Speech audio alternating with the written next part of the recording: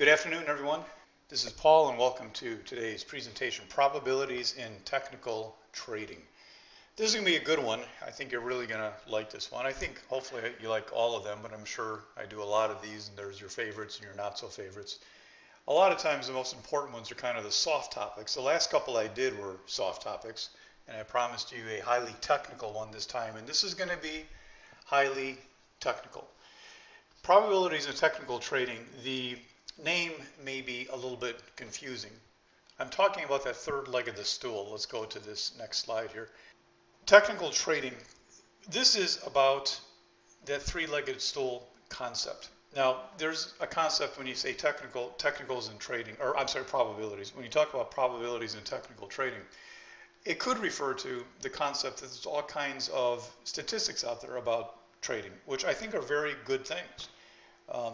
You can go crazy with some of these. There are quant programs you can run to ask questions and get all kinds of answers, and there's some books and articles out there about statistics on things like if you're up 3 days in a row, the odds of the market being higher or the stock being higher 1 week later are only 30% or stuff like that. Interesting stuff. It's kind of the stuff that oftentimes we base some of our concepts on to some extent to get odds in our favor. And all that stuff is great. I looked at a lot of that stuff. I like it. I think there's a little bit of a limited placement for it, so I don't make a super study out of it. But that's not what tonight is about, actually. Tonight is more about probabilities in technical trading as opposed to exactness. I find that I think one of the perhaps biggest steps a lot of people can make is losing the concept of exactness and getting more into probabilities, because that's what this is all really about. Unfortunately, people's human nature does not want to go that way. That's especially true for you if you are an architect or an engineer. The concept of trading probably bothers you very much because it is a little soft sometimes. The probabilities I'm speaking of here are as opposed to exactness, understanding how to use probabilities in trading. As I was doing this, it's funny, sometimes I teach myself as an instructor. This perhaps could be one of the most important topics out there. I never really phrased it this way. I may always teach this stuff, but it could be one of the more important topics out there. So discussion points. Trading, investing is about making money, not about being right. There's a big difference. That really is the thing. It's one of my favorite sayings, actually. Many traders get obsessed with using technical analysis to find the exact price for entry, exit, and targets, and this is how they are taught. Nothing could be more damaging, and it is not the correct way to do it. And I'm sure you're thinking, well, that makes no sense to me, perhaps, but I will explain as we go through this. This is what we're kind of talking about here, is this three-legged stool concept. And this is a prior presentation I did a couple months ago. And to me, this math and probabilities is a big part of this. Superior technical understanding is where it all starts. That's how you, what you have to understand in order to make money in the market, to understand the reading of a chart, the battle of the bulls and the bears, what I call the language of charts. That's where we get all of our information from. Everything. There is no such thing as understanding fundamentals. If you're still thinking that is the key, or news is the key, I've done a lot to try and persuade you against that, because I learned a long time ago that simply is not. It's not that the chart disagrees, it's that the chart encompasses all that stuff. So we have to understand the chart.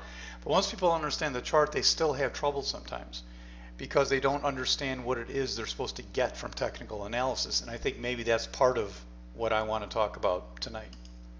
This is really called Math and Probabilities in Technical Trading. The title just didn't fit in many places. There are a lot of stats about the market, and those are all good, blah, blah, blah. I talked about that. Let's keep going here. Here are some of the names that you might associate with tonight's topic, things that I use a lot, things that I believe are key to the way that I trade and teach trading. And again, for those of you newer, when I say trading, I'm talking about day trading, scalping, swing trading, long-term investing. To me, I call them all trading because we do them all exactly the same way. Whether you are investing off of a weekly or monthly chart, it's the same concepts and understanding that goes into scalping on a 1-minute chart. And it also applies to whatever it is that you want to trade. It doesn't matter. I personally like stocks because I feel there's an edge, but many of my students trade futures. I trade the futures sometimes, actually did today, and some trade Forex. It's all the same. Don't ever let anybody tell you you have to take a different class or something for futures or forex. It's a chart. There's pips, there's cents, but it's still a chart, and that's what really matters. The rest you can read on the internet. The theme is not about being right, it's about making money. The moment in time, this is something that I talk about a lot that's always hard to explain. We'll try and hit that tonight a little bit. Hand grenades, not BB guns. How 99% are taught to trade, which is wrong, which is to get exactness everywhere that you go, and I'll explain what I mean by that.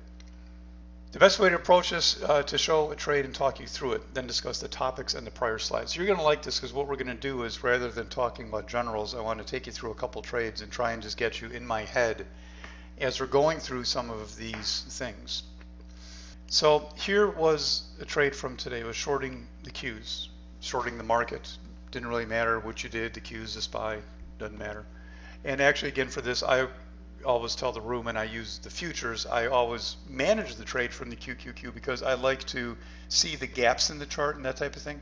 And also, technically, I don't call my room a futures room, so I present the trade as a QQQ, but tell people to use either the leveraged ETFs or to use the futures. Whatever you do, it doesn't matter. The point is, this is the chart you're looking at. It doesn't matter if it's a futures chart or of the NASDAQ or the QQQ. It's the same chart. So I wanted to short the market today. I ended up getting short right in here at the time 1023, and here's the entry and the stops and the two targets that were taken. It wasn't a kind of really huge trade because it wasn't the best entry in a sense.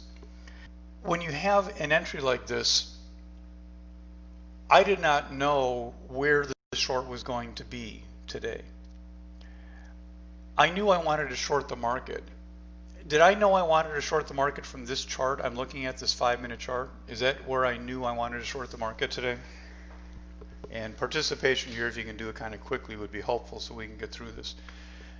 Is this the chart that tells me to short the market? No, it's not. I only put that one chart in there, I think. But let me just back up and show you. Here it is. I'm going to take you live here real quick. Right? You got 4 charts there. So here's the QQQ today. And if I back it up to before today, we are just in this hourly. I don't want to go into the whole concept of exactly the strategy. I just want to get into what maybe you want to short. The picture of power, if you will, is the bigger time frame. It's this perfect hourly downtrend. And yes, we're coming into a daily area, and this is a long discussion in the letter today and in the room. And perhaps that daily chart will take over. We're in an hourly downtrend, but when it starts to conflict with the daily uptrend, you have to switch your bias at the right time. We haven't had the clue to do that yet. So since we rallied up to here, I expected follow through on this hourly sell setup and wanted to get short. And that would be to get, now the concept of doing that at the time the market opened, I didn't know where that would be. It depends on a lot of things. It depends where we open. It depends how the first move in the market occurs. But if we come down, I'll make this a 15-minute chart down here. So here's today, right? You can see my arrow. We open there. And the concept I had in my mind was maybe we just kind of go sideways for a while and then short kind of the breakdown, if you will, continuing this hourly sell set. We rally back. So as we rally back, I decided to short that prior area up in here. Why? Well, because I had the bias to short. And this becomes a focal area to short. Now, if the market would have just had a little hiccup in here and taken off, and the daily chart took off, and somebody wrote me at the end of the day and said, boy, there's a daily buy setup and you went short, you're the biggest idiot I've ever seen. Well, they'd have the right to do that, but they're never going to make money, really. I mean, it's not that I would have guaranteed somebody we couldn't go higher. It's that this is what becomes a little moment in time to me. There are a whole bunch of reasons I wanted to short this, and one of them was, I'm not even going to ask you because most of you probably won't even know this, but when did we hit the high today?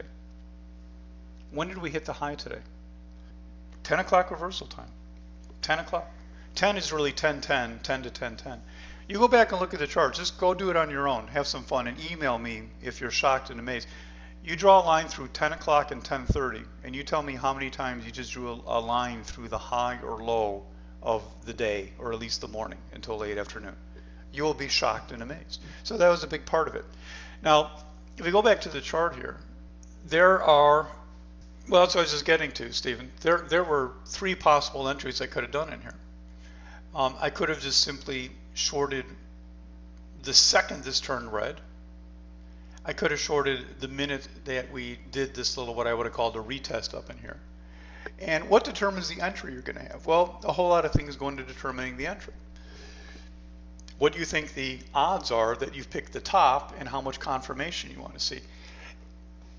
A big thing for what I teach is that I teach entries totally separate from strategies. If you learned a strategy and there is an entry to it, I don't think you're going to make money. No offense. Maybe you can, maybe you do. But I think you have a huge disadvantage. Entries to me are a totally separate concept. The strategy is the picture of power. The strategy is, why do you want to get short? Where approximately do you want to get short?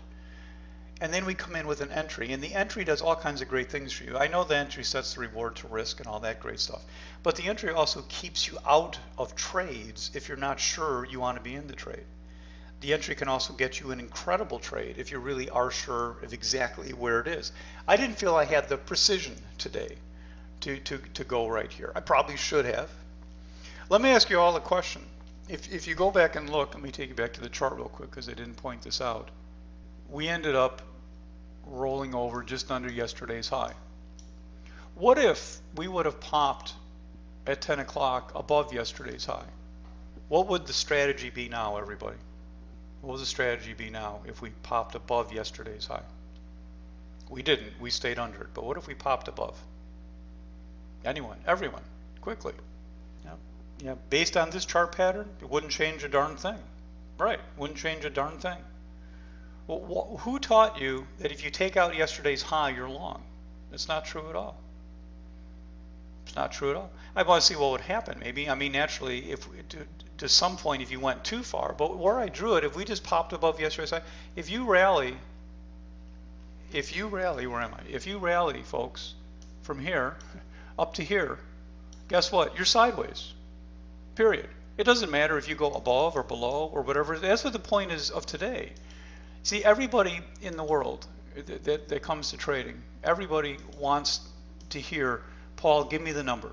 287.07, and you're supposed to predict that at 8:30 in the morning. That's not how trading works. It doesn't matter if you popped above this or not. As a matter of fact, the truth of it is, on a pattern like this, I would rather see it go above. Yeah, the plunge predict. Why would I rather see it go above? Why would I rather see it go above? While you're typing the answer, I'm going to start giving part of it to you, the part you won't say. Because every instance that we look at, it's monitoring that battle between the bulls and the bears. And if we take out yesterday's high, the dum-dums are the bulls that are going to go long. We get to see what they have. We get to see what they have. Now, it could be when we take out yesterday's high, we just go crazy. We're like, okay, all right, boy, they really got some power. But when you take out yesterday's high, and then whack, and then there's no reaction by the bulls, guess what? A bunch of dum-dums just went long, and guess what they're going to have to do? They're going to have to get out. So number one, you've eliminated all of that buying, because if you're short, you want things to drop. So you've eliminated all those buyers, number one. And number two, they've now become sellers. So it's kind of like you've got them over on your team all of a sudden, even they don't want to be. So you want to see that test happen. I prefer on a long rally. When you go from Florida to California like this, I'd like to see it overshoot, right? And just accidentally slop past. That's perfect. That's great. I'm a little worried, and that's the reason, Steve, that I was hesitant here, because I thought we'd get one more shot. I was waiting to get one more shot over yesterday's high. And I know a lot of you haven't learned to trade like that because because it's not really correct. It depends on the pattern. There are times, naturally, the breaking yesterday's high on a bullish pattern, it could be something you want to do. So the title of this section we're on, and I think I'm going to make this as precise and coherent as I can, but I want you to understand this is kind of, high pollutant stuff here. This is, kind of up there in a sense, so it may not all come across to you. So the reason is that I didn't have the confidence that it was the high right there. And then once I shot down that low, I was kind of like, okay, now what? So I could have done it here, I didn't, but there's another reason too, and that's part of the thing is there's no point, when you get the aggressive entry, you make more money, but what's the trade-off? If I took an entry right up in here, which I'll do sometimes, you'll make more money because you're in at a higher price. Your stop will end up being, you know, better reward to risk, I want to phrase it that way. But what's the cost of the aggressive entry? What's the cost of taking an aggressive entry to short it? Right, less confirmation. In other words, you could be wrong more often, right? Because what if what if we do break that high and everybody goes, and they take it off, and then I get stopped out, even if it doesn't go higher for the day, I may be, you know, part of that little rally and get whacked for it. So there becomes a balance in your head to say, okay, waiting for that entry down here was greater confirmation because we actually, you know, broke something here and started to move downward. But I lose some money. But to me, I thought today could be a free fall day, and we talked about this in the room. There's a lot of you in the room here, so if I call on you, help back me up here. But I was thinking it'd be a free fall day. So who cares? Wouldn't matter if I got in here 30 cents, and it's still, you know, on the Qs as a dollar stop, it was fine, and it made good money down here. So the title of the slide is there's often not an exact number, and you can see here, like I said, when the day started, I had no idea where I'd be shorting. All I knew was the bias was the bigger picture. The picture of power was short the rally. Now on today's setup, as it turned out, I could have equally as well said go long down here. It was an either way type of day.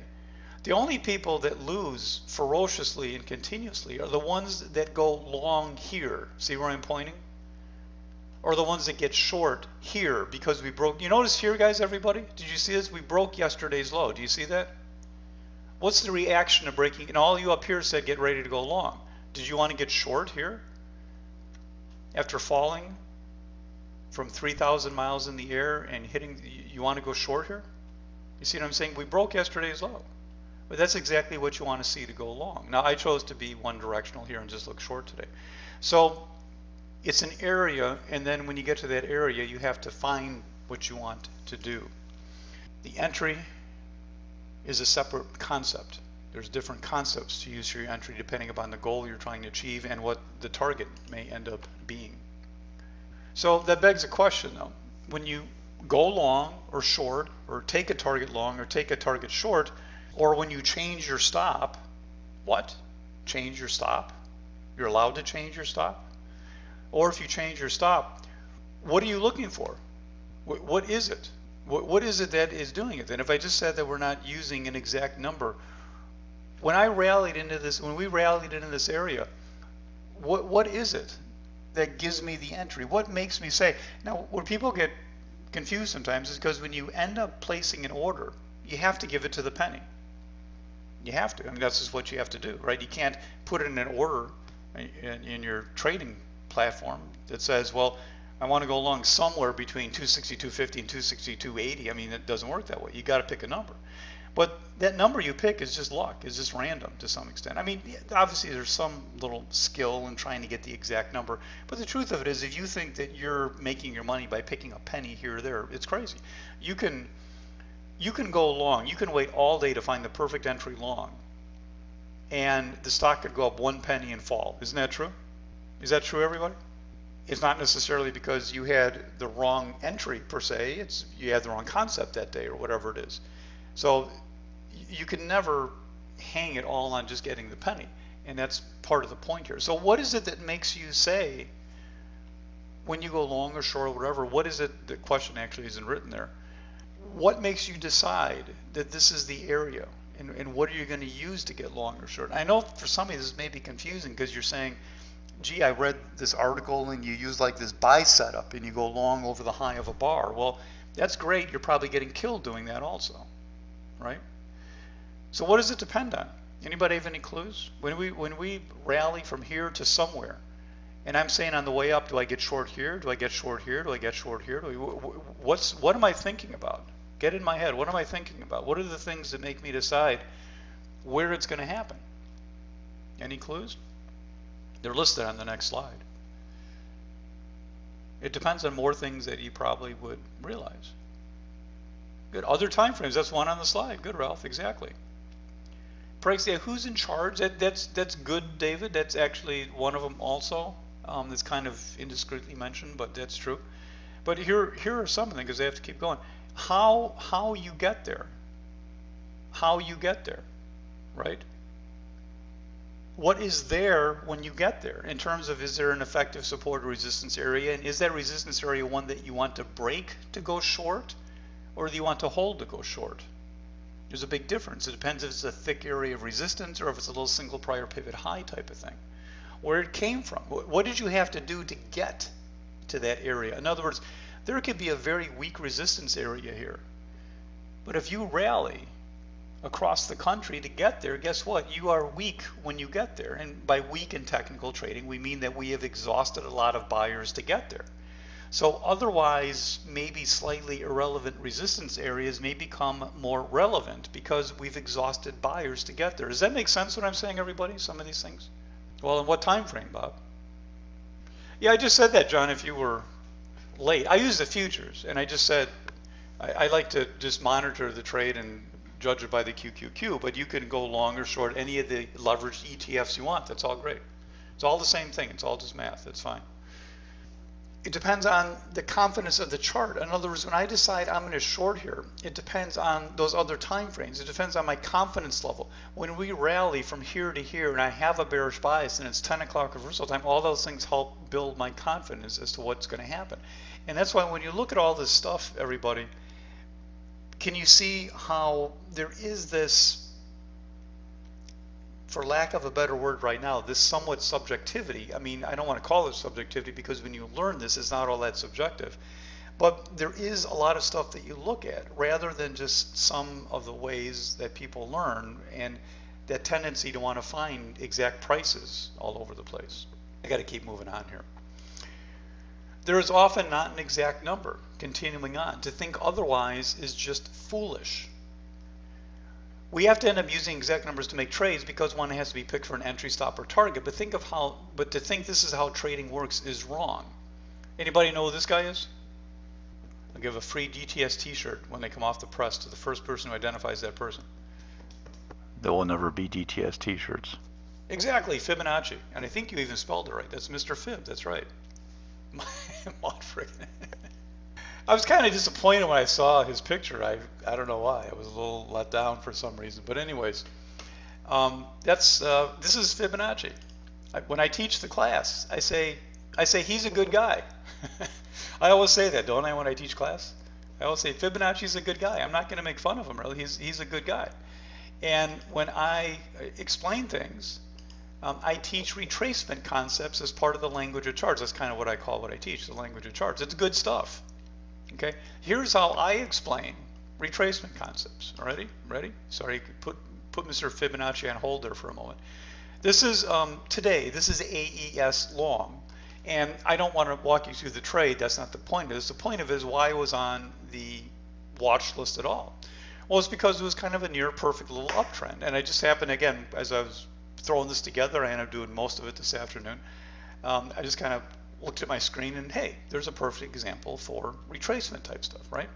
So this was just a beautiful little trend. This was on my bullish watch list today just because of the daily and the hourly chart. You can look at your own charts if you want to. Here's a picture of the hourly from the last few days. And part of the beauty of this chart is that it meets all of the location criteria that I want to see. There's 3 location items that we always talk about. And this one could be in the manual for this being a perfect thing in terms of moving average, minor support, and retracement concept. So what's the retracement concept? Well, there's the low it came from, here's the high it went to, and boom, there's about halfway. There you go. That's my retracement concept. Because here's the concept of retracement.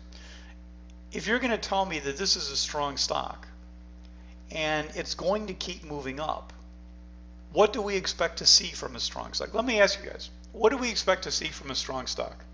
Give me a couple thoughts. I don't even know what I'm asking you. Give me a couple thoughts. What should you expect to see? If this is a strong chart and you want to keep this on the list for tomorrow, what do we want to see? Or in other words, the other question would be, what would have to happen for me to throw this chart out and say it's not there?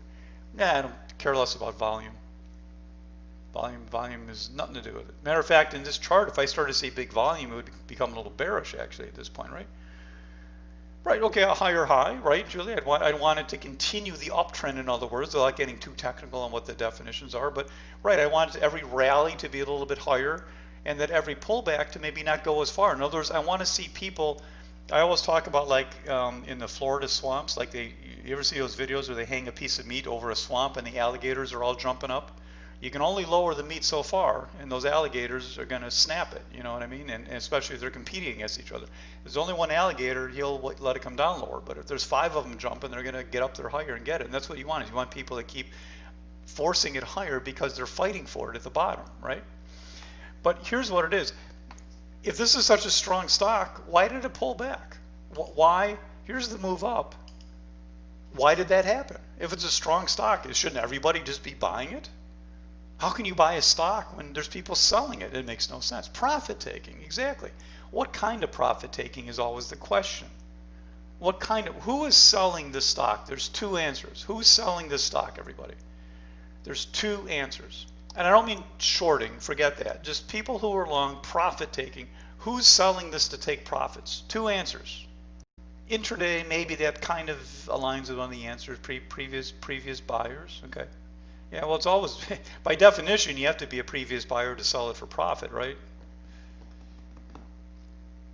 Well, the answer I'm looking for is, number 1, there's people who participated in this move, right, that would like to take some of their profits, right? And if that's all that's happening, it should be the case that some people take some profits, and that pullback gives an opportunity for people who didn't get in to get in, and we continue to move higher. The other type of selling is from people over here. Who am I talking about? On this chart, you can't even see who they may be, but they could be from people who were in this trade 2 days ago, 3 days ago, early this morning. In other words, people who got in over here, right, before the stock fell, and they went long, and then they're, oh my God, I'm in a lot of trouble, right? And then it runs up to here, and then they want to dump their shares. Now, guess what? Those people are adding a new dynamic to this chart, right? Because if here's all your buyers, right? Well, we know a few of them will be sellers. They'll take some of their profits. We pull back a little bit. That's great. That's what gets a nice uptrend going. But what if this pullback, now we get whacked from over here? This floods the zone, so to speak, and then we come down too far. And that's exactly why the most basic rule in trading exists, that you don't go long in a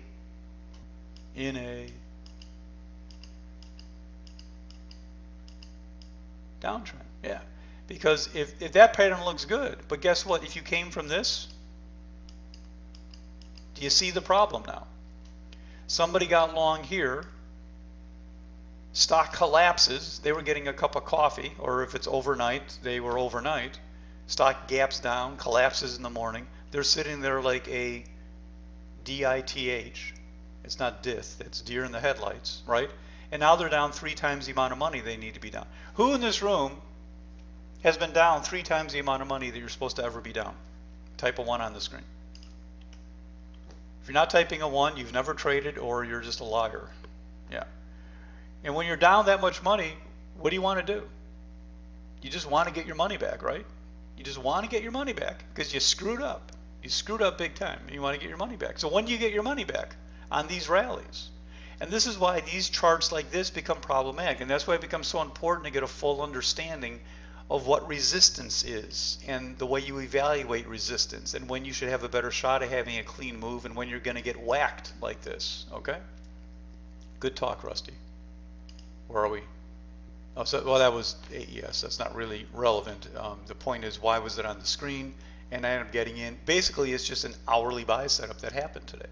I didn't use the hourly chart to get my numbers, but that's the picture of power was this hourly trend. That's one of the pictures of power, is the superior pattern on the higher time frame. You have a beautiful hourly chart. It's been an uptrend day after day after day after day. You make the bet that that next pullback is going to work unless you see something has changed. And there's a whole list of things, of course, that you would know that could change that pattern. A big part of what I teach. Picture of power is the reason you want to be in the trade. Why do you want to be in this trade, Nathan? There's 4 pictures of powers. There's gaps, there's wide range bars, superior higher time frame. Those are the things that are just kind of the reason. They're really not even, they're just words. I don't even really use those words when I teach the course because it's already taught, so to speak. But it's, do you just wander up to some 2-minute chart and start trading it for no reason? The answer is no. It's just going to sit there. 97% of the stocks charts are just worthless patterns. They're not going to help you. So we want to get something that says, hey, this thing's moving for some reason or another. And I'm not talking about crazy volatile stuff. I'm talking about just normal, good old-fashioned charts, but that are doing something, right? They're not just meandering like 97% of the time that they do. So that's how I teach retracement. Does that make sense what I just said, everybody? Does that make sense to you what I just said? That it's a concept of saying, where are we in the chart? Where are other people in the chart? Where are the other time frames? What should we expect? When we see this pullback come to a certain area, we should expect certain things if the pattern is going to continue if we don't see that. Everybody, that makes sense to everybody? There's a reason I'm asking. It's not just to get me a compliment. Does it make sense? Because here's what Fibonacci teaches. And this is, like I said, Fibonacci and I could go out and have a beer together, but we wouldn't trade well together. Because Fibonacci says when it pulls back 38.2%, you go long. And there's people that love this. Why do people love that? 1 question, 2 questions, 3 questions. Why do people love that? Not because it works. No, it doesn't work. Well, having rules is great. I just don't think it's a good rule. It sets exactness. They don't have to think exactly, right? They don't have to think much. Just, here's a rule. There we go. Okay. Do you think there's anybody in here, after listening to me talk about the dynamics of the market and all the things that we look at and the pictures of power and the battles between the bulls and the bears and what we do to read a chart properly, which, by the way, I'm making it sound like it's a mess, but it's not. It's very simple when you really get it. But does anybody think that this would work? Is there anybody out there that think that works, that that's it, that that's the secret to the market, is that you let a stock rally when it pulls back 38.2% and you get there to the penny and you buy it at 38.2? Does anybody think that's really going to make you money? The answer is, of course not, right? But the concept of retracement is a valuable tool when put together with the other things you look at in the marketplace. Okay? Good line? Exactness is what people like about this. It's what rookies like, right? Yeah, well, that too. And he's like any technical, and this is not a technical indicator really, but like any technical indicator, you can always find instances where it works. And by the way, the concept works. I want to, let me repeat again. I like Fibonacci. I like Fibonacci. He's a good guy. He says it right here. He's a good guy. It says it somewhere, right? It just, the concept of exactness in the marketplace just doesn't make sense. It doesn't happen. It's guaranteed. We don't have to discuss it even, right? The exactness is what draws people to this. Let me ask you something. What are other methods of exactness that people look for? Can you list some other ones? Other methods of exactness that you've been heard, taught, that may not be worthless things, but to draw the engineers into trading to say, hey, here's all you do. You just do zip, zip, zap, and you go along at 28.2. Absolutely, positively. Well, if your trading strategy, Ralphie, has to go long at a moving average, then yes, that would be another method of exactness, right? Yeah, the golden cross, the moving average crossovers, any channels, standard deviations, Bollinger Bands, any of the technical indicators, really, they're all methods of exactness. And there's another great name for all these.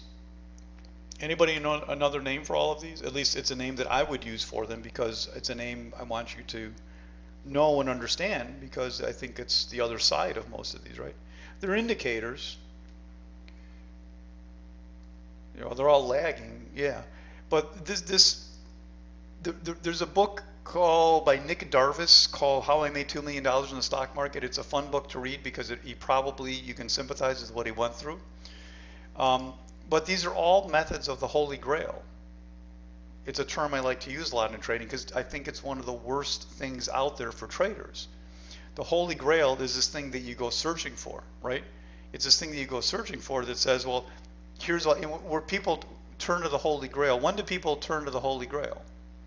And the Holy Grail could be any one of these things that implies exactness, a simplicity. Somebody says, oh gosh, you're trying to learn to read a chart, for crying out loud. Just use this simple system. It works all the time. I guarantee you it doesn't work. I promise you it doesn't work. Because number one, I would use it if it worked. I'm not an idiot. If I had something like that, I would use it. I'd promote it. I'd say, hey guys, look at this. Here's a great addition to what we do, or here's whatever. But none of it does. Matter of fact, there's a great indication we're coming to a market top soon. And that is, I saw a commercial for one of these, red green trading systems again. I haven't seen those in 20 years. One of these, just plug it in and turn it on and walk away and make money. These ridiculous things. I've told this to some people, and when I have these talks, I had one of these like 8 years ago, and a guy chatted me and said, Paul, can I call you after this? I said, sure. He tells me that he is the guy that was in charge for Goldman Sachs or Merrill Lynch, I forgot which one, I mix them up sometimes. He was in charge of their black box program, which is, trading through purely indicators, just make money without, doing any manual input. And he said after 3 years, they gave up on the program. Now, they didn't officially give up publicly because people were using this system and they didn't want to say it's a lost cause, but they let him go and said, you know what, this just isn't happening. It can't be done. Now, naturally, where people get confused is you can put out some kind of product and people behind the scenes are changing it every hour. But I mean, all that's happening is then that person is trading and he's just sending you signals, so to speak. So there is no concept where you have these magical things like this. It's just like learning a foreign language is what I always say. So understanding and that's why this title to me is so neat. It's about understanding the probabilities at every spot on a chart and how to evaluate them. That's how you make money. There is no such thing as exactness. Every chart, in a sense, is like a fingerprint. They're all a little different, right? You may have a bias, we're going on to a next topic, at a moment in time. It means you've reached a certain focal area. You may have a bias, but it doesn't matter. Sometimes a trade can be an either way type of trade. Here's a really stupid comment by people. He thought it was a short, and wow, was he wrong? What a fool, because it went higher. That's not accurate.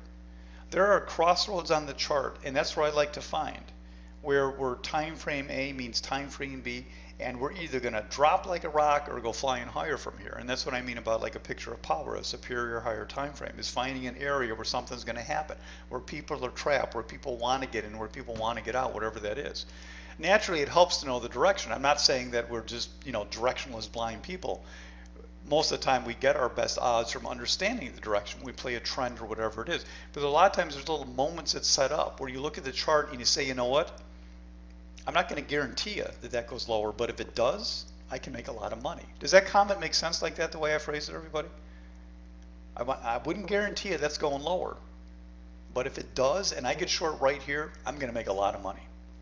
And that's what a moment in time is, for lack of a better way to understand it.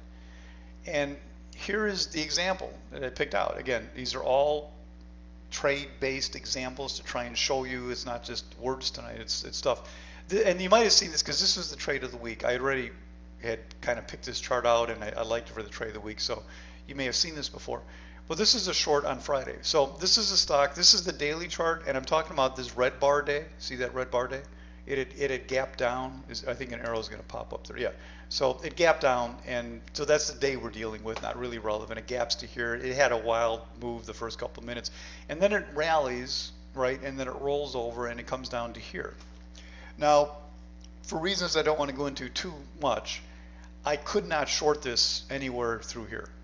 It's not allowed to me. There are specific rules I follow, and for gap trading, the type of gap this was, this could not have been short on strength, as I call it. It had to be, I had to see some weakness come into it. Now, in hindsight, you look back and say, gee, you should have shorted it here. Well, if you show me the chart before I take the trade, and you show me what the chart looks like after the trade, I'll always know what to do. But since I don't, I have to play the probabilities and the odds, and this is not a high probability of short. But I am watching this stock, and guess what happens? I decide to short it right there. Now, would somebody please explain to me how stupid that is? Isn't that stupid? Isn't that a double bottom low? That's a double bottom. That's where you go long, isn't it, everybody? Number one, there is no trading concept to me that I call a double bottom. It's just a visual term. If we did rally from here, you look back and say it's a double bottom, but not really relevant. The point is that it did drop to this prior level, and this is not normally something I would say I'd be looking at. But number one, once we were down here, there was a big driving force that I knew was going to keep this down, and that was the gap. Remember this daily chart, it's a very bearish gap if if we don't catch the support level. Sometimes these catch, and boom, you run them up. But once it starts to sell off, it's going to keep selling. So, but even still, I didn't love this, right? Now it ends up being the perfect moment to go short because there's what happened. But I want to show you the smaller time frame, right? So there's a conflict here, right? I have the 5-minute chart kind of showing a retest of the low, a double bottom, whatever you want to call it. Not the greatest thing, but I'm also saying in the back of my head, the picture of power, the main thing that's going on is this gap that's going to go lower. And I just wanted to show you what I call a moment in time. There's the gap down, right? Here's the 1 minute chart. Here is that 5-minute double bottom. Let me just make sure you know where I am here. This right here, this arrow, right? That's a 5-minute chart. 1, 2, 3, 4, 5, 6, 30 minutes into the day. That is right there where that's ending. Now this is what I call the moment in time. We come down to kind of test this area, a wide bar down, and then we go sideways a little bit here, right? So what this means to me is that if we were going to bounce and go higher, we should have gone higher right through here. So I took the short just under this little 1 minute area, just that little thing in there. It's not a big, huge confirming entry. But again, my power is coming from the gap and the fact that we refused to rally.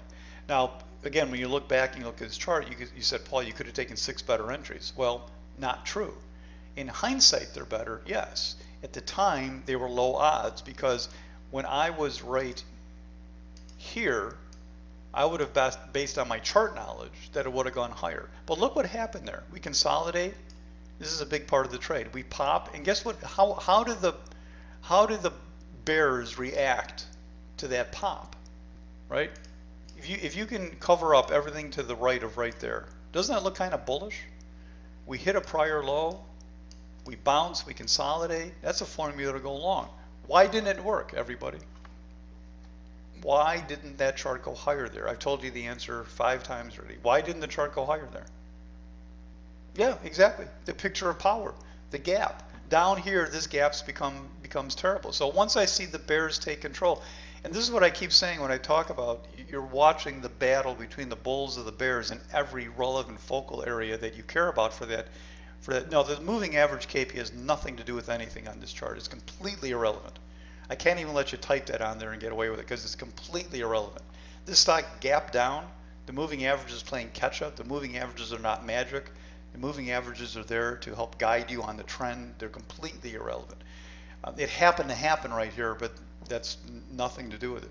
The point is that this battle that happened, the bulls went to break out, and and that's when I know that now the bears on this small time frame chart have kind of lined up with the bigger picture I have that this gap is bearish.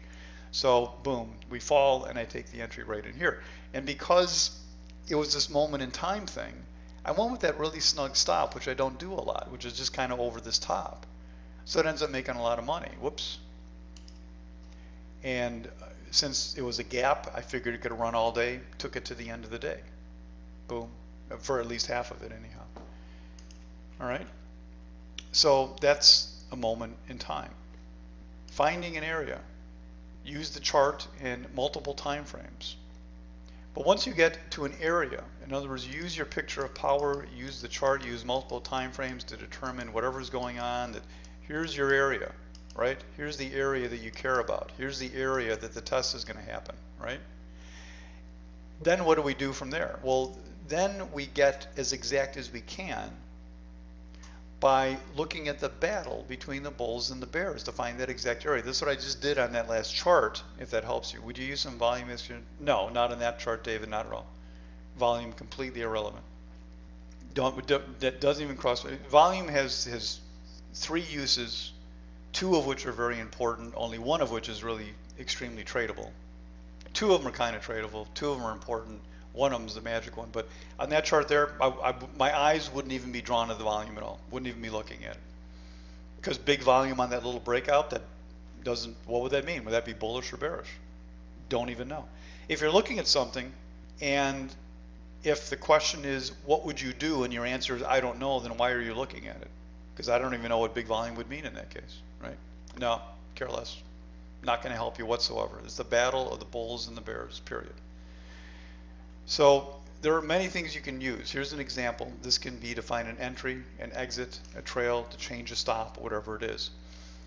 You'll like this next one. We're going to run overtime here today by probably 10 minutes. Sorry about that. I think this is the last section though. And I put on one of the things that when I'm all done, I'll say we're done. I'll say good night. And then I'm going to take questions on the seminar program because I get a lot of questions lately and it's hard to answer by email. And so you guys take off at that point if you're not interested. I don't want to bore you with it. I never talk about that stuff during presentations like this, so we'll do that afterwards today. So the question is, how do you find, once you find a general area, how do you find the number? How do you find the entry, the exit? How do you decide to change a stop if that's what you're going to do? Where does all this come from? Well, it's the battle between the bulls and the bears. Let me give you a great example because, boy, was there a perfect example today. Perfect example. GSX today. And you can see that's why I was a little hurried today because these great concepts mostly came from today. GSX today. We're going to get giddy, that's the right word, yeah. We're going to gap to right here today on GSX. Okay, we're going to gap to right there. Now, I consider this a tier 2 bearish gap. Don't want to go through the reasons why. That's not the point of the slide right here. Here's the point of the slide. If we're gapping to right there, and let's say I'm right, let's say by some dumb luck thing we do start to drop. Does anybody see a chart, a target on the chart that you would use if you were short and this thing starts falling, and somebody said to you, "Hey, you're the assistant target, you're the assistant stop and target setter for the room. Where would you pick?" You know, those of you that are in the room with me today, get ready to just verify something I said. Where would you pick? You see any spots on the chart you'd pick? Well, you try and describe it. $90? No, I'm short here. I'm going to get short here. And I'm asking for a target on the downside. So 90 would be a good area to short if it rallied, yeah. And I might have done that. Yeah, no, that's right. That actually is the right answer if it rallied and I want to get short. But I'm going to get short aggressively or on the way down, if you will. But by tier 2, for what that would mean to you, one of the English sentences you'd want to get out of that is that I am not going to guarantee myself I'll be in it if it drops. But if it gives me any indication it's going to drop, I'm going to get in it. September low, right? So everybody's saying September low, September low, September low, right? My comment in the room was that September low will have zero effect on this trade. Is that true, everybody? Some of you, there's at least probably a half dozen of you in the room, right? I said that out loud. It was a verbal comment. It was not on the, but I said that September low is not going to matter. It's not going to affect the trade. And I ended up not even picking it, right, Jose? Thank you. I ended up not even picking that as a target. And I wanted to show something to you, right?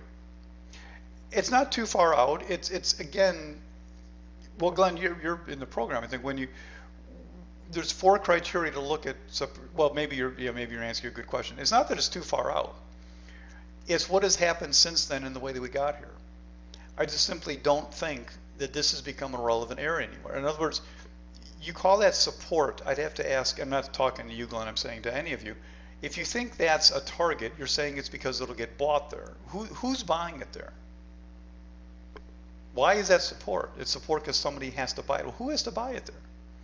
See, the concept sometimes people say just look to the left is a very bad concept. I mean, it's the first step. You don't look to the right.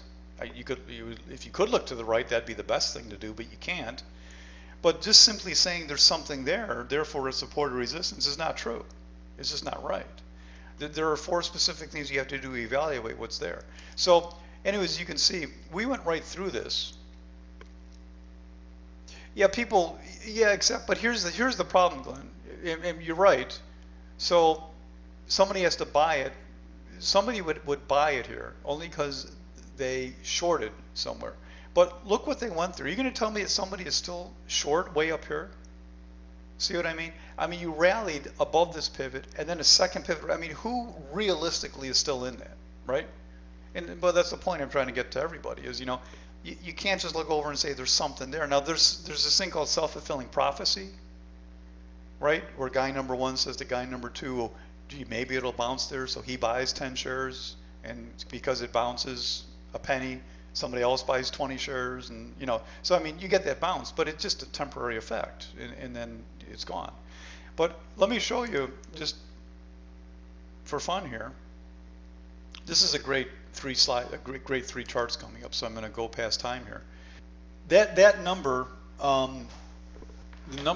that actual low, let me get it for you real quick. That actual low from September, that actual low is 72.51. Thank you, Birch. Could have put that out earlier. So look, we fall, and guess where we stall? Where did we hold, everybody? Where did we hold? Type the number out there. I want you guys to understand this, because it will help your trading tremendously. Even if you're never get more education or any education, it'll just help you understand something. Where did we stall? Where is this? Look, we fell this far, and boom, consolidate for 2.5 hours. Where did we consolidate? Give me a number. No, not at the September low. Nowhere near it. 74.5, 75. Not even close to it, right? Not even close to it. Why? Why did we stall there? Why did we stall there?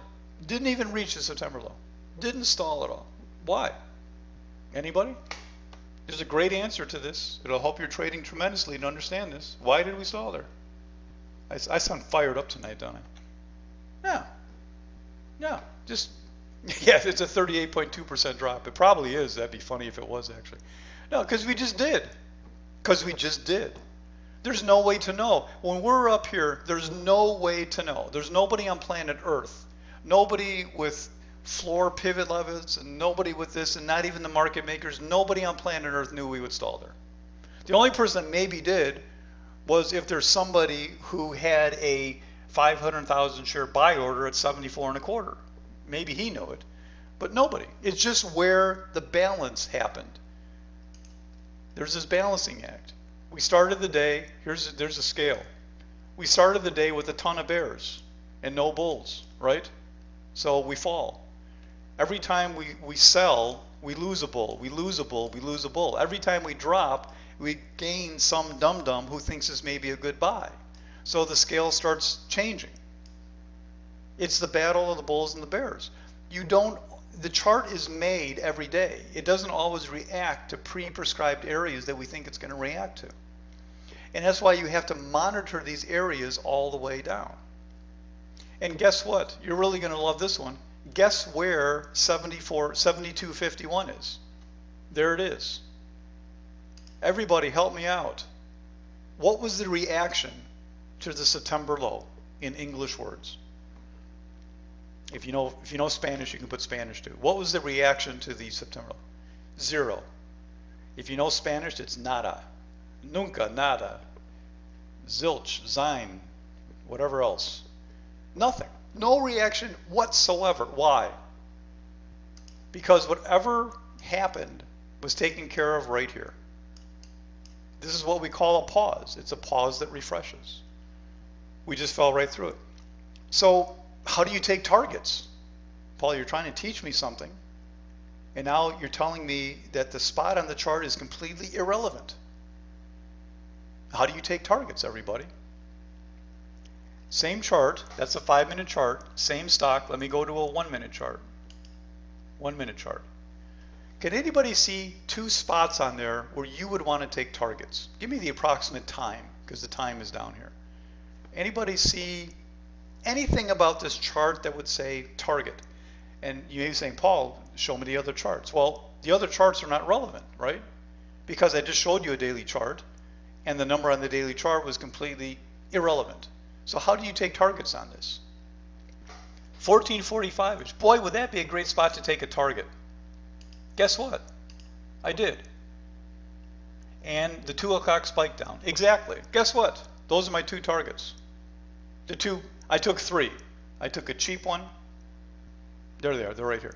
I took a cheap one, and then target 2 is right there, 73.12. You see it over there?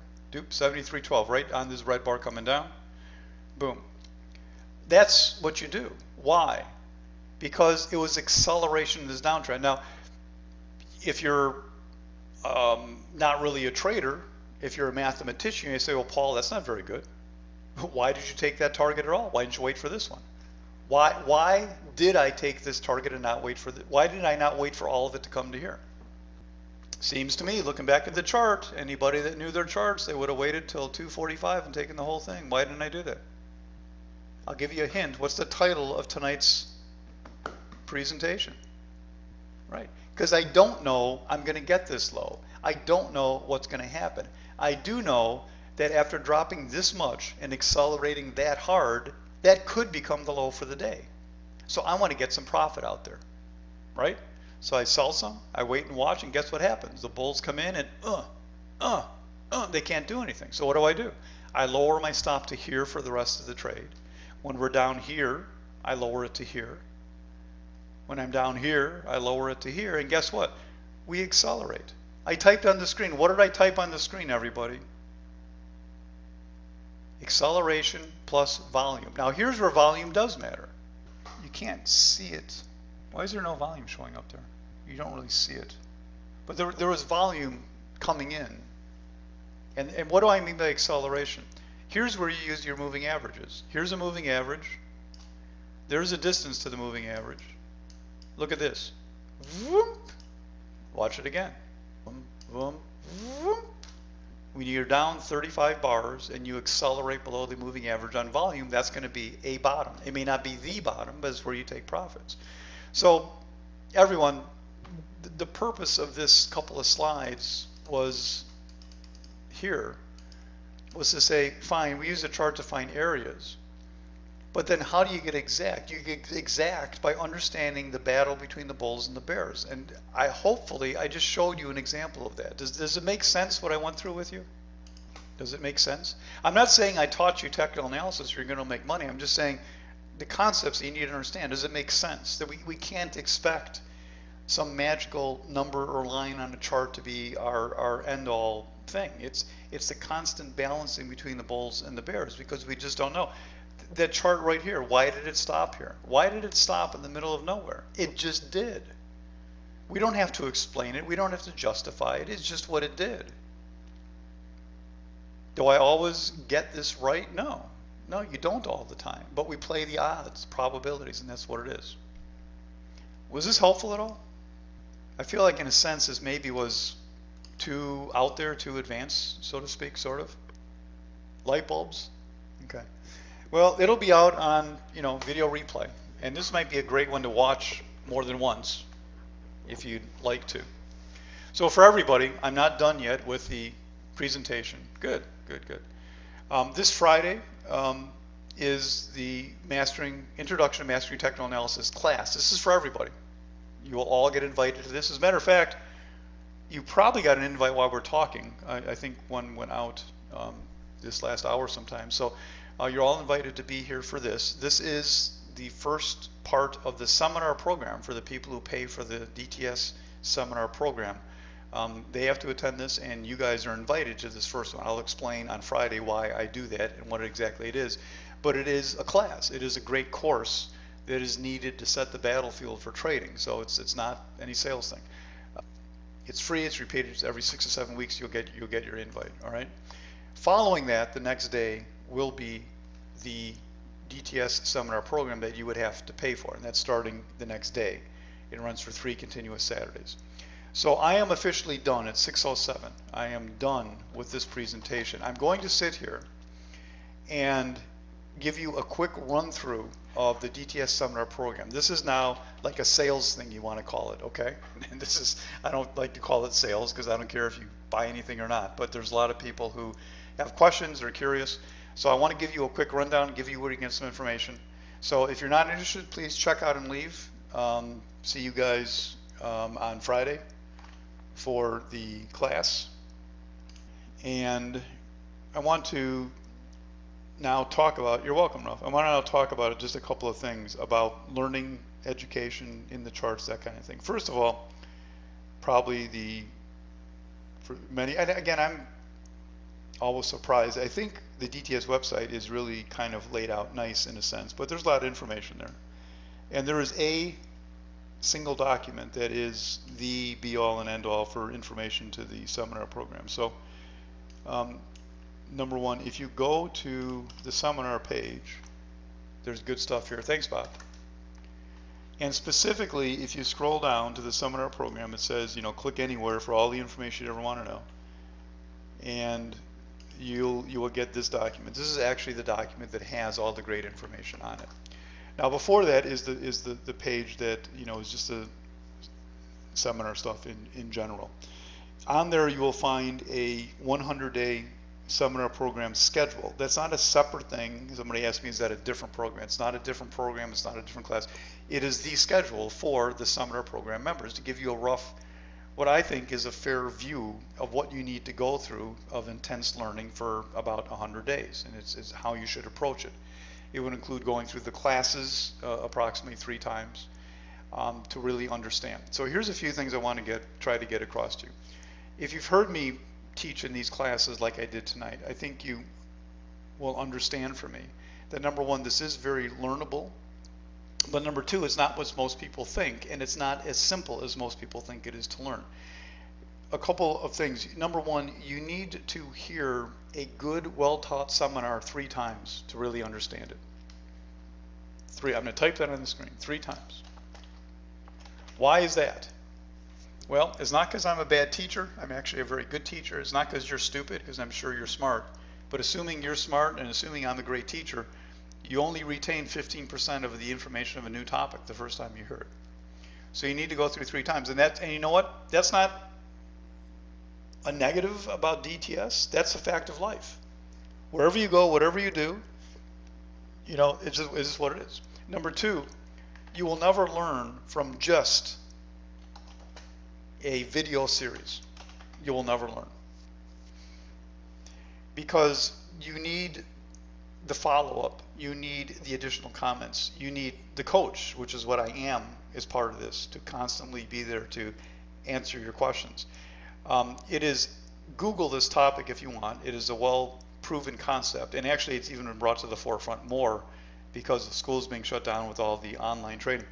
People do not learn as well from video type stuff. You just don't learn it. You don't listen, you don't follow, you don't pay attention, you fall asleep, and yeah, you can repeat it, but when I go through, you miss the nuances, you miss the emphasis, you miss somebody getting mad at a question and explaining it a second time. When I teach, as I've said many times to the students, if the class is 8 hours of teaching, if you listen to me teach it 5 times and write down all the comments, there's probably 12 hours of comments. Because a lot of times they go down different roads. There's a manual, and here's what we're teaching, and here's what we're looking at. But I'll shoot down and emphasize different parts sometimes and different avenues and just go different places sometimes. So it's a compilation of all of this. And then getting the follow-up and then the procedure to go look and do some charts and do some trading and then come back and evaluate the class and talk to me and all this different stuff that goes on to really get an understanding. I think it's just what you have to do, and that's why it's called a program. It's just not only my belief, but I think it's a well-proven fact that if you want to learn, you have to kind of learn from, so-called sort of mentoring through somebody, not just casually getting comments. If you, other comments I get out. So the 100-day schedule is right here. And again, it's just a guideline, if you will, because I get the question a lot. I also suggest you read the home page down at the bottom where it says warning. It gives you a very clear view of what I think about trading and seminars, and it may not be exactly what you think. I have encouraged several people to not sign up for class. If one of you are here, please tell the group, yes, Paul told me not to take the class because I didn't feel they were ready. They had questions, they talked to me, and they weren't either financially prepared or mentally prepared, or people sometimes come in with this attitude like, well, I'll be making money on Monday, right? And I'm like, no, you're not going to be making money. You will, but you're not going to be on Monday. I don't even want you to be trading on Monday. There's a process you have to go through. And if that scares some of you away, that's fine. But I just want you to understand what you're getting into. You want to have the time to devote to learning this. It's not hard, it's not tons, but it's more than what most people think. The the program consists, and again, this is kind of in that first link I gave you, the detail one, the one that says detail. The program consists of 3 Saturday seminars in a row. There's the first class, the second class, and the third class. The first 2 are bound together. It's mastering technical analysis and then mastering advanced tactics. The first class is what I call kind of getting the foundation down. It's incredibly important stuff. It's absolutely needed to understand the second class. Nobody's allowed to take the second class without taking the first class. You can take the third class by itself because the concepts build. And I use the analogy of building a house, that the first class is like putting up the foundation and the 2x4s and the plumbing and the electric. It's all done to code. There are no options. There are no choices. You can't make thinner walls. You can't use different wiring. You have to follow rules. And that is to say that the market does one and only one thing all the time. There's a pattern that it really does follow. It really does. I know it's hard to believe that sometimes. And I'm not saying that to make it sound like it's easy to make money, because in real time, you rarely see the pattern. And that's what's so important, is that that's why I say you look through a lot of charts to find the setups that you see the pattern in real time. After the fact, the market only does one pattern, it does it all the time. In the moment, it's not always easy to know where you are in the pattern. And that's why we have to look for charts that show that to us. The second, and it says right on the website, under the warning section, that I'm not sure you can make money from just the first class. I tell you that. Sorry, I do. Some people have taken just that. If you're swing trading, if you're very good and diligent, you might be able to. But I think the second class is where you get all the money-making concepts. They're little tools that you hang onto the foundation that give you the ability to make money in a much better way. They're incredible tools, and it's what I think takes any normal trader. And these are things. The first class is technical analysis. The way I teach it, I think, is unique and different. The second class is stuff from me. It's stuff that I just started doing and learned just on my own, just things that I do that I think have become extremely critical and important. I talk about managing stops, something that most books you would read or most people you would talk to would say is just a sin. You never do that. Well, you do what you need to do to make money. And people will really understand that, wouldn't say such a comment. So there's a lot of things that people are just simply, I'm going to say trained, and I don't mean you necessarily took training, but there's when you read and look on the internet and read entry-level books, there's certain things that are said, and a lot of those things are just wrong. They're just wrong, period. And it gives traders a very difficult time when they're trying to understand what to do.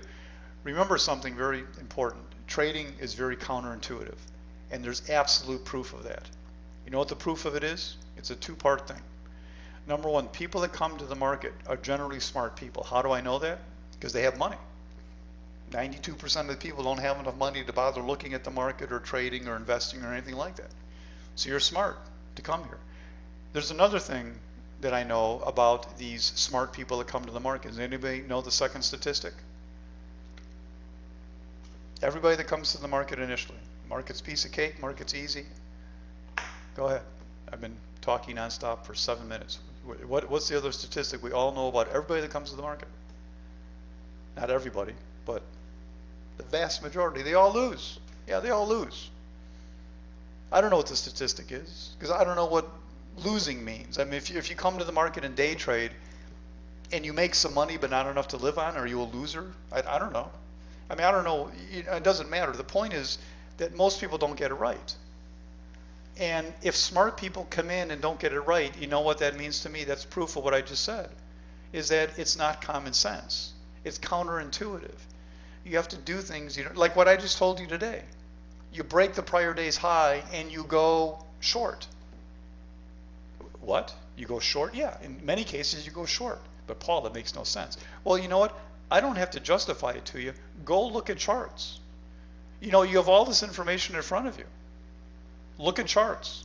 Go look at what really happens in the market, not what people tell you happens. Go look what really happens and understand that it's understanding a chart and that is knowing what to do with that chart. So many people learn charts and they don't know what to do with the information once they know it, right? They don't know what to do. And that's why there's a lot of great videos on the free stuff page, from chart reader to trader investor. People that learn charts and they lose money continuously. How can that be? Well, because they don't know what to do with the knowledge that they have. They don't know the probabilities in math. They don't know the psychological effects, whatever it is. So 3 seminars in a row, 3 Saturdays in a row. Then we take approximately 6 weeks off. And then we do it again. And in between times, every 6 weeks, there is scheduled, and this is on the calendar. There's a calendar that's out there there's one DTS calendar, and it has both the free stuff and the paid for stuff all in one spot. So the calendar is here. And in addition to the 3 seminars, there is a scanning for day trades night and a practical application and review day. And besides the one that's scheduled, I always do a second one and sometimes the third one. Now, the practical application and review day, what I call the PARD, the P-A-R-D, to me is one of the most important things, because when I teach, there's something I say all the time. And it comes from this understanding that so many companies, because they're big companies, they have to sell stuff. I don't really care. I'm having a riot. I have fun teaching and doing what I do. I don't push you, as you can tell. I don't push anybody to do this. I have no salespeople. If you want to do it, that's great. It's up to you. But big companies are forced to keep selling stuff because they have to survive. And therefore, they keep creating seminars. And they're filled with what I call filler material. It may be true stuff, but it'll never make you a penny. So I have stripped all of that out. What you learn from me is 100% in the seminars what I use to make money, and what I do every day can be directly tied right back to a seminar. And that's exactly what the PARD does. Sometimes we go over topics and go into additional things, but the staple, the main feature of the PARD is to say, look, here's 5 trades I did. Remember in class we talked about the transition being the retested failure point and why I would never do it normally and when I would do it. Well, look at this trade I did. Here it is. Here's the chart from the manual. Here's the trade I did. It's exactly what I talked about in class. Does everybody see that? We go through, because that's where you really start tying this together. Because the problem for a lot of people learning any topic is you learn this abstract thing and then you come back to real world and it's like you're disjointed. You can't put it together. You can't relate one to the other. Does that make sense, anybody? Anybody who's out there listening, because maybe you might want to take a seminar someday. Does that make sense what I'm saying?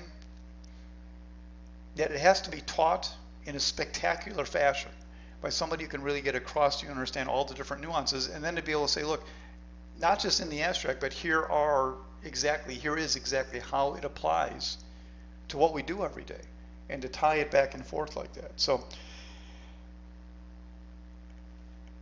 once a year approximately, I also throw in an options class. It's a half-day Saturday thing. Options are great, they're fine, but options are something that can only be used once you understand how to read a chart. There is no such thing as trading options. There's no such thing. You trade a chart, you trade stocks, you trade Forex, you trade equities, you trade commodities, and if you want to use options as a way to capture a movement on that chart, you can do that. But there is no thing such as trading options. It doesn't exist. You can't just learn how to trade options in a vacuum and make money. You can't. It's impossible. So options are great, but you should never, ever, ever take a class on trading options, not pay for it. I just threw this in as part of the seminar program so that you understand what it is. Options is just math. That's all it is. And you can look up the math on the internet. What you have to understand is if you want to go long at a certain point, why do you want to go long? The key is understanding you want to go long a chart somewhere. If you want to go long, you can buy the stock. You can buy out of the money calls, in the money calls, at the money calls. You can sell in the money puts, out of the money puts, at the money puts. You can do bull put spread, you can do bull call spread, you can do bull calendar spread. You can do strangles and straddles. All those things simply change the money dynamics, but it's all with one goal, and that is to make money if the stock moves up. If you don't know the stock is moving up, options are irrelevant and senseless and stupid. What options do is simply skew the reward to risk and your batting average tremendously. It gives you the ability to do that. They're good things. They're great things. But there is no such thing as learning options in a vacuum. What else is there? Well, let me stop a minute. This is called a question and answer session. Instead, I give you a rundown real quick. Does anybody have any questions? I don't do this often. I just had several emails. I said, you know what? I'll just chat for a minute after this next presentation, tell everybody to get out of here, and go through it. Any questions? Let me take a quick look at that sheet I sent you and make sure that I thought there was something else I wanted to mention I talked about. There should be not much left. It's taught in class partly, but also I have put more things onto the seminar resources page, which is only available to the seminar program members. So there's videos on there about trading plan, about psychology and or trade follow-up procedures, and a few other things that are on there to help supplement the material, so we don't have to spend too much time in class with some of that stuff that's I think fairly easily understood. David, the honest answer is I don't have a clue. It's a good question that most of the students get. My honest answer is I don't have a clue. Why? Well, because I'm not their broker. I'm not involved in brokers at all. I just do my trading and I teach people. So I don't know for sure. I know a lot do. Sometimes people take a seminar and I never hear from them. I never hear from them. So I'm like, okay, what happened to these people? And then sometimes a year later, I get an email. I've actually had people email me for my address because they send me stuff sometimes. They say, Paul, I've been doing great. You changed my life. Thank you so much. I just want to let you know because I realize I haven't talked to you. Sometimes people fade away, and I got to assume that maybe they never made it. Maybe they didn't try. Maybe they wanted something else. I don't know. What I do know is a lot of people do make it. And I also tell you, if you read, again, the warning on the website, I tell you right there, people ask sometimes, do you guarantee I'll make money? I'm like, no, I wouldn't guarantee that you can walk and chew gum at the same time. I don't know you at all. I do guarantee you a lot of people do get it, and you certainly can. If you're one of those people or not, I really don't know. There's some people that could never make it because they don't have the personality, the temperament, the management ability to ever be successful, even if they learn how to read a chart. And some people will never put the time into it. I'm not talking about a lot of time, but some people won't put any time into it. So I don't really know. I know a lot do, David. Certainly, like a percentage that if you're interested, you should pursue it. If you're a smart person and you're patient, you don't even have to be smart for crying out loud. Smart is not the answer. I shouldn't even say that. That was a mistake. If you are a diligent person, if you are one that has some discipline, and you're diligent and you're resourceful, and you can adapt. I said many times, to me, the best trader is a 16-year-old video game player. It really would be. Because they're free and unencumbered from silly things like news and earnings and fundamentals. And they don't end their career when they have one losing trade. They just say, okay, how can I learn from that? And they go back and get better.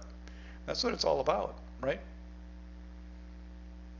Well, I mean, David, what if I said to you 100% of the people that take this class are very sick? I mean, no, it's not.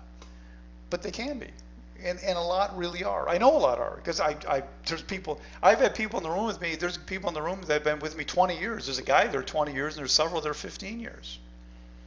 And why isn't everybody in the room? Well, because most people, when they do well, they just go off on their own, and I hear from them. I hear from them all the time. But there's a ton of people I don't hear from, and they could be successful and don't want to talk to me, or, I know there's people that take a class and just, they go on and they do well and they do okay. And some people use it just to swing trade or invest, which I think is a little easier because it's easier on the psychology, it's easier on the discipline to be a longer term trader investor because you have all night to make a decision. You come home from work or whatever, you're not happy with the position, but you know what? You sleep on it, and the next day you make a more intelligent decision. As a day trader, we're all bumbling idiots through the entire day. We're just idiots from the minute the market opens, right, Steve? We're just blah, blah, blah, blah, blah. We're all idiots trying to control ourselves and make money from our smart side without letting the idiot take over, so to speak. So Saturday's class, it's online to review. Thank you. The Saturday classes are not recorded. You have a manual, you take notes, repeat them every 6 weeks, and in between there's certain things you should be doing. Coming down the road, and this is actually supposed to happen, there's going to be a home study program which will complement this. It's not something different. It's going to be kind of like a recording of the class, but it'll be better. It'll be a little shorter than the class. It'll be a little more concise. Um, and it was supposed to happen late last spring. I had a couple of hiccups, which were my fault, and then we got into Corona. And the company that I had progressed with kind of fell apart. I mean, I couldn't get help on stuff, and it just got very frustrating. So I'm kind of putting on Corona. I'm back on the project slowly and going to really focus on this project November and December.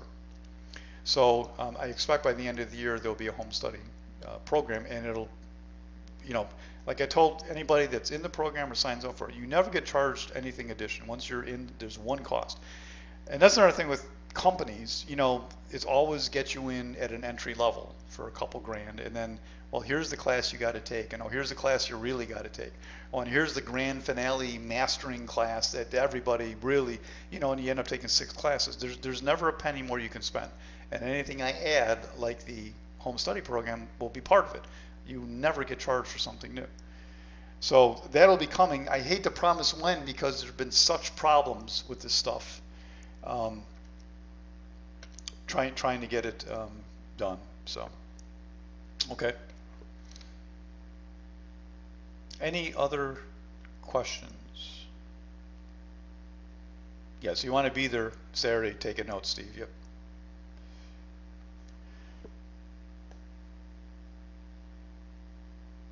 Oh, it's on the material I gave you. It's $47.77.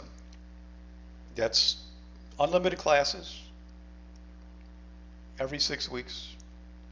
The PRD, again, everything I've talked about, and when the home study comes, that's all part of it. It's on that first link I gave you.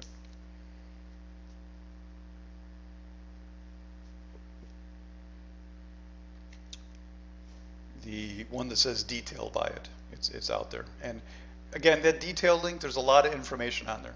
Okay. Who's this Mirnas guy? Thanks, Mirnas. Mirnas is a student in the program, been for a while in the room. 1,000% worth it. Wow.